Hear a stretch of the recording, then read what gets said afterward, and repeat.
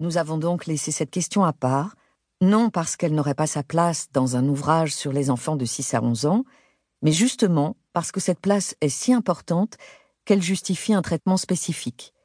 Nous n'évoquerons pas non plus les pathologies, les lourdes épreuves que peuvent rencontrer certains. Ici, nous nous centrons sur les petites difficultés relationnelles du quotidien dans la famille. Dans ce livre, nous allons donc poursuivre notre tentative de compréhension de ce qui se passe dans la tête de nos enfants dans cette étape de leur développement trop souvent marquée par les conflits de pouvoir. Chaque cri, chaque dispute, chaque gifle, punition ou gronderie nous éloigne de nos enfants. Je me suis surprise à crier et même à punir alors que je savais cris et punitions inefficaces. J'ai traversé le doute, la culpabilité, le désarroi. Alors, j'ai cherché des clés. Des clés de compréhension d'abord, parce que quand on comprend ce qui se passe, il est plus facile d'agir de manière pertinente et efficace. Puis, des outils concrets pour faire face au quotidien. J'ai écrit ces pages pour que nous ayons d'autres cordes à nos arcs que celles apprises de notre enfance, pour que nous, parents, soyons capables de choisir notre façon d'agir plutôt que d'être agis par notre histoire personnelle. Ce livre est centré sur la compréhension de ce qui se déroule dans la tête de nos enfants et sur les réponses que nous pouvons donner à leurs comportements et surtout à leurs besoins. Les parents conscients d'hyper-réagir et pour qui les informations données ici ne seraient pas suffisantes pour se libérer de leurs automatismes pourront se reporter à mon ouvrage « Il n'y a pas de parents parfaits » qui traite de cette question en profondeur. L'approche empathique de l'enfant, dans le courant de la parentalité positive, c'est plus de bonheur au quotidien en famille. Et le temps passe si vite.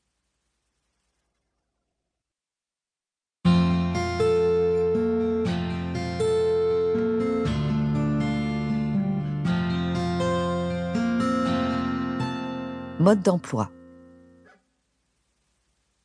En partant d'une situation familière, une réaction parentale est ensuite caricaturée. Au regard de cette réaction, nous donnerons le vécu de l'enfant, ce qui se passe pour lui. Cela sera introduit par le son masculin, féminin, garçons et filles alterneront pour respecter la parité. Ce choix peut dérouter le lecteur français habitué à la dominance du masculin. Mais la langue n'est pas neutre, elle imprègne nos inconscients et entérine les stéréotypes. Il nous paraît important que le masculin ne l'emporte plus toujours sur le féminin. Bien sûr, les messages portés par le jeune garçon concernent aussi les filles et inversement. Nous alternerons de même papa et maman, sans préjuger de ce que certaines questions seraient l'apanage des mamans et d'autres celui des papas. Puis, nous donnerons un éclairage de la situation sous l'angle des découvertes des neurosciences et de la psychologie expérimentale introduit par le son. Pour résumer, ce que pense l'enfant est introduit par le son et les explications scientifiques par le son.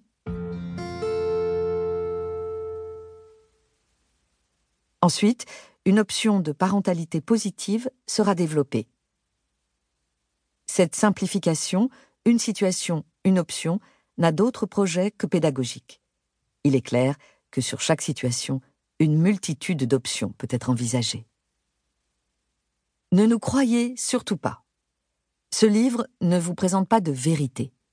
À chacun d'observer, de sentir, d'expérimenter. Certaines attitudes proposées vous paraîtront simplistes, idéalistes. Nous sommes si accoutumés aux conflits familiaux qu'ils nous paraissent naturels, si habitués à ce que nos enfants ne coopèrent pas, que nous hésitons à croire que ce puisse être possible et de plus, si aisément. Quand on s'est arc-bouté pour pousser une porte, il peut être déconcertant de découvrir qu'il suffisait de la tirer pour qu'elle s'ouvre. Là est un peu le propos de cet ouvrage, analyser le sens d'ouverture plutôt qu'y aller en force. Certes, les résultats ne seront pas toujours immédiats, surtout si le changement de style éducatif est important, l'enfant restant un temps sur ses gardes. Aucun enfant n'est identique à un autre. Aucun parent non plus ne ressemble à un autre. Chacun a sa propre histoire, ses propres besoins et objectifs, ses limites.